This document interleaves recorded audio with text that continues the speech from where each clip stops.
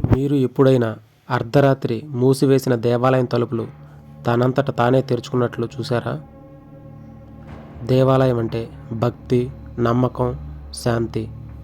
కానీ ఆ దేవాలయమే ఒక రాత్రి నరకద్వారం అయిపోతే?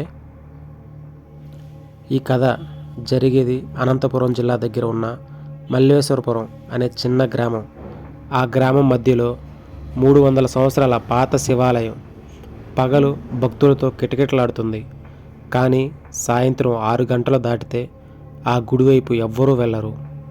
ఆ గ్రామస్తులు ఒకటే మాట చెప్తారు: సాయంత్రం గంట మోగాక శివుడు కాదు, అక్కడ ఇంకెవరో ఉంటారంట. ఈ కథలో హీరో కిరణ్ ఒక డాక్యుమెంటరీ మేకర్. మూఢనమ్మకాల మీద వీడియోలు చేస్తుంటాడు. గ్రామస్తులు చెప్పిన మాట విని కిరణ్ తనలో తను నవ్వుకున్నాడు. దేవాలయంలో దెయ్యాలా? ఇదంతా భయపెట్టే కథలే అని చెప్పి ఒక్కడే రాత్రి 9 గంటలకు శివాలయంలోనికి వెళ్తాడు. ఆ రాత్రి గుడి తలుపులు మూసి ఉన్నాయి. కానీ లోపల నుంచి గంట మోగుతున్న శబ్దం కిరణ్ విన్నాడు. ఆ శబ్దాన్ని ఆ క్షణంలో కెమెరా ఆన్ చేశాడు. ఇది గాలి వల్ల కావచ్చు అన్న క్షణంలో గుడి తలుపులు క్రాక్ అంటూ సౌండ్ చేస్తూ నెమ్మదిగా వాటంతట అవే తెరుచుకున్నాయి. లోపల దీపాలు ఆరిపోయి ఉన్నాయి. కానీ శివలింగం మీద మాత్రం రక్తంలా ఎర్రగా మెరుస్తున్న కాంతి. కిరణ్ లోపలికి అడుగుపెట్టాడు. అప్పుడే కిరణ్ ఎందుకు వచ్చావు అని అతని పేరు ఎవరో పిలిచినట్టు తనకు వినిపించింది. కానీ అక్కడ చూస్తే ఎవరూ లేరు. శివలింగం దగ్గర పాత రాతి పలకపై ఒక శాసనం: ఈ దేవాలయం దేవుడి కోసం కాదు, బలి కోసం కట్టబడింది. అప్పుడు ఊరి జనాలు చెప్పిన ఒక ఫ్లాష్ బ్యాక్ కిరణ్ గుర్తు తెచ్చుకున్నాడు. 300 సంవత్సరాల క్రితం ఆ గ్రామంలో ప్రతి అమావాస్యకు మనుషులను బలిచ్చేవారంట. ఇప్పుడు ఆ బలిచ్చిన ఆ ఆత్మలు ఇప్పటికీ శివుడి పేరు మీద బంధించబడి ఉన్నాయంట. అంతలోనే గుడి తలుపులు బలంగా మూసుకుపోయాయి. గంటలు ఇష్టం వచ్చినట్టు మోగసాగాయి. గోడల మీద నీడలు కదిలాడాయి. ఆత్మలు స్వరం: మాకు బలి కావాలి, మాకు బలి కావాలి అంటూ.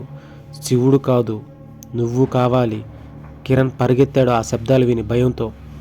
కానీ శివలింగం దగ్గర నిల్చున్న అతని లాంటి రూపాన్ని చూసి షాక్ అయిపోయాడు కిరణ్.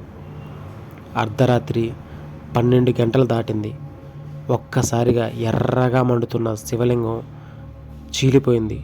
లోపల నుంచి వందల ఆత్మలు బయటకు వచ్చేసాయి.